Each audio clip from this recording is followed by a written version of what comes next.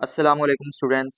Welcome to science point. आज हम लोग सेल स्ट्रक्चर और फंक्शन के बारे में पढ़ने जा रहे हैं कि कोई भी टिपिकल एनिमल या प्लांट सेल जो है उसके अंदर क्या क्या चीज़ें होती हैं और उनके क्या फंक्शन होते हैं। सबसे पहले हम बात करेंगे सेल थ्योरी की। व्हाट इज़ सेल थ्योरी या इसको सेल डॉक्ट्राइन भी बोला जाता है। कि ये शॉर्ट क्वेश्चन में अक्सर पूछा जाता है कि जी सेल थ्योरी क्या है या सेल डॉक्ट्राइन क्या है। तो इसके तीन मेजर पॉइंट्स हैं, तीन इंपॉर्टेंट पॉइंट्स हैं। First one is all living things are made up of cells. कि जितनी भी लिविंग थिंग्स हैं, चाहे वो प्लांट्स हैं, एनिमल्स हैं, बैक्टीरिया हैं, फंजाई हैं, सारी की सारी चीजें जो हैं they are all made up of cells और सेल प्रोडक्ट्स। सेकंड पॉइंट है cells are the smallest working units of all living things. इसको हम कहते हैं कि cells are the fundamental units of life. All cells come from pre existing cells through cell division. यानी जो भी sales हैं, नए बनने वाले सेल्स हमेशा पहले से मौजूद सेल्स की डिवीजन से ही वजूद में आएंगे। ऐसा नहीं हो सकता कि किसी नॉन लिविंग थिंग से, बेजान चीज से हमारे पास सेल्स वजूद में आ जाए या खुद से ही सेल्स बन जाएं, ऐसा मुमकिन नहीं। सेल की डेफिनेशन हम करते हैं कि a cell is the smallest unit that is capable of performing life function. जिंदगी के तमाम फंक्शंस परफॉर्म करने के काबिल होता है एक सेल। एक सेल की कुछ एग्जांपल्स हैं। हमारे पास अमीबा है। उसके बाद प्लांट स्टेम, स्टेम में डिफरेंट तरह के सेल्स होते हैं।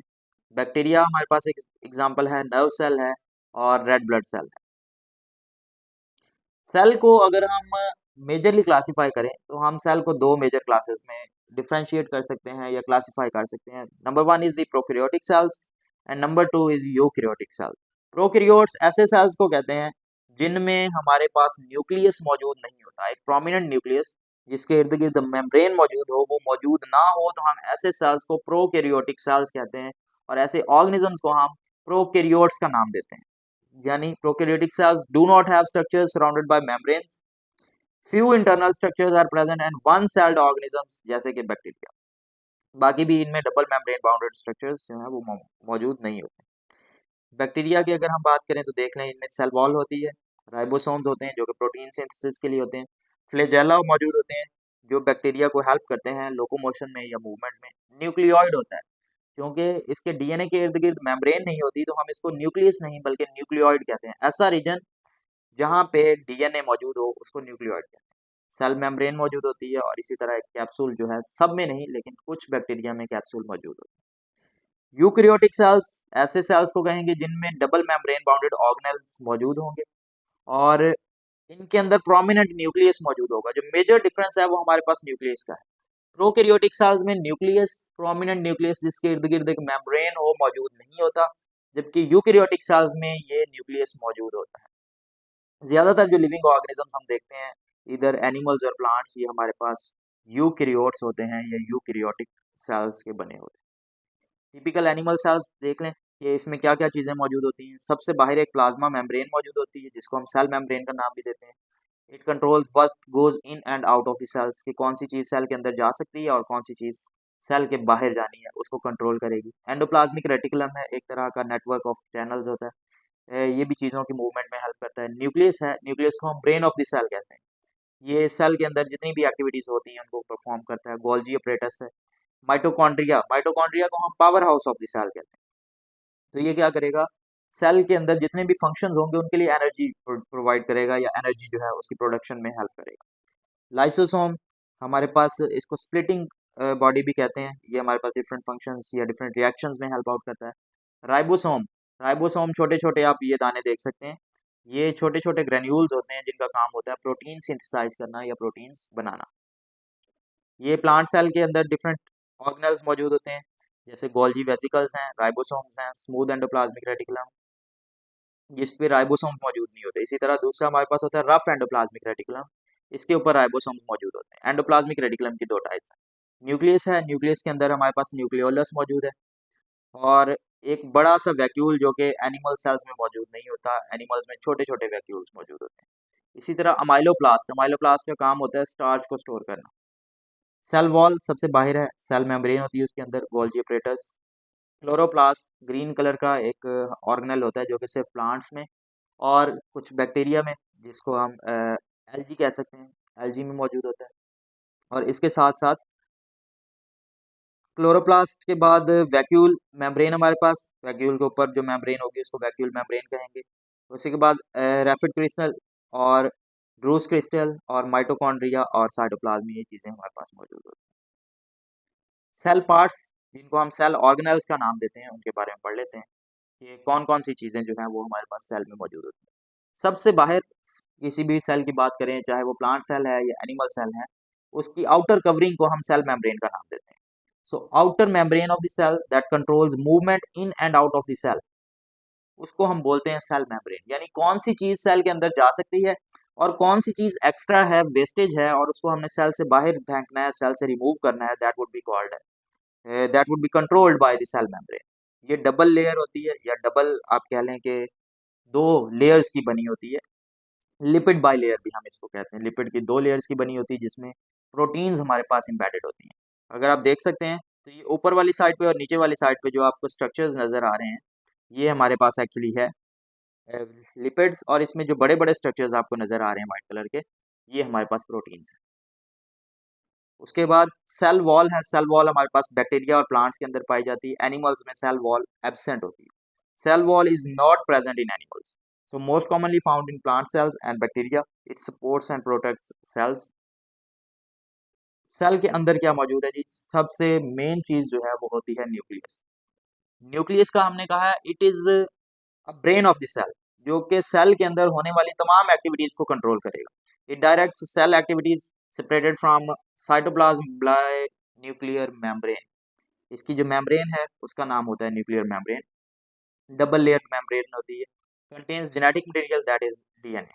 अब न्यूक्लियर मेम्ब्रेन, ये देख लें जी, हमारे पास ये जो आउटर कवरिंग है इसकी न्यूक्लियस की, उसको हम न्यूक्लियर मेम्ब्रेन कहते हैं। It surrounds the nucleus made of two layers, double layer होती है हमारे पास। It has openings that allow materials to enter and leave nucleus. ये छोटी छोटी पोर्स हमें नज़र आ रही होंगी, जिनको न्यूक्लियोपोर्स भी हम कहते हैं, ये हमारे पास मौजूद होती हैं ताकि न्यूक्लियस के अंदर चीज़ें जा सकें और न्यूक्लियस से बाहर भी चीज़ें जा सकें। जिन चीज़ों की ज़रूरत न्यूक्लियस के अंदर होगी वो साइटोप्लाज्म से मूव करके न्यूक्लियस के अंदर तक जा सकें, और न्यूक्लियस से मूव करके चीज़ें हमारे पास बाहर जा सकें। जैसे कि दरमियान में हमारे पास एक स्ट्रक्चर आपको नज़र आ रहा होगा, ये डार्क सा पर्पल कलर का जो स्ट्रक्चर है, दैट इज न्यूक्लियोलस। इसका काम होता है राइबोसोमल आरएनए को बनाना, या आप ये कह सकते हैं राइबोसोम्स को बनाना किसका काम होता है? न्यूक्लियोलस का काम। क्रोमोसोम्स मौजूद होते हैं न्यूक्लियस के अंदर। In nucleus chromosomes are made up of DNA, they contains instructions for traits and characteristics. जितनी भी हमारे पास जेनेटिक इन्फॉर्मेशन है सारी की सारी क्रोमोसोम्स में मौजूद होती है। न्यूक्लियोलस की बात हम कर चुके हैं, न्यूक्लियस के अंदर होता है, आरएनए मौजूद होता है इसमें, that is used to build proteins. Cytoplasm एक जेल लाइक मिक्सचर है, एक जेल लाइक स्ट्रक्चर है, जिसमें हमारे पास डिफरेंट तरह के रिएक्शंस होते हैं, रिएक्शंस कैरी आउट होते हैं। It is surrounded by cell membrane, contains hereditary material, and then comes endoplasmic reticulum, जिसको ईआर कहते हैं। It moves materials around in cell, cell के अंदर जो मटेरियल की मूवमेंट होती है उसका काम ये करता है एंडोप्लाज्मिक रेटिकुलम। दो तरह का होता है, स्मूथ एंडोप्लाज्मिक रेटिकुलम और rough endoplasmic reticulum. Smooth endoplasmic reticulum का काम है कि ये चीज़ों को मूव करवाएगा, और इसके अंदर राइबोसोम्स इसके ऊपर अटैच नहीं होते। अगर हमारे पास राइबोसोम्स अटैच होते हैं एंडोप्लाज्मिक रेटिकुलम के ऊपर तो हम उसको कहते हैं rough endoplasmic reticulum, ribosomes embedded in on the surface. Ribosomes are known as the protein factory, ये प्रोटीन को सिंथेसाइज करते हैं, प्रोटीन्स बनाते हैं। Each cell contains thousands of ribosomes, it makes proteins and found on ribosomes and floating throughout the cell. Endoplasmic reticulum के ऊपर हमारे पास ribosomes लगे होते हैं, या फिर ये हमारे पास फ्रीली फ्लोट भी कर रहे होते हैं। तो दो तरह से मौजूद होते हैं, या तो राइबोसोम्स एंडोप्लाज्मिक रेटिकुलम के ऊपर लगे होंगे, या फिर हमारे पास ये फ्रीली फ्लोट कर रहे होंगे साइटोप्लाज्म के अंदर। माइटोकॉन्ड्रिया है हमारे पास। Mitochondria is known as the power house of the cell. Cell को जो एनर्जी प्रोवाइड करना है, जो पावर प्रोवाइड करना है डिफरेंट फंक्शंस के लिए, वो माइटोकॉन्ड्रिया करता है। It produces energy through chemical reactions, breaking down fats and carbohydrates. It controls level of water and other materials in the cell. It recycles and decomposes proteins, fats and carbohydrates. Next is Golgi bodies. Protein की packaging जो है उसमें help करता है protein packaging plant. Move materials within this cell, cell के अंदर materials को move करना है तो उनको पैक करके एक जगह से दूसरी जगह भेजेगा वेजिकल्स के अंदर, आप कह लें, या मेम्ब्रेन्स के अंदर। It moves material out of the cell.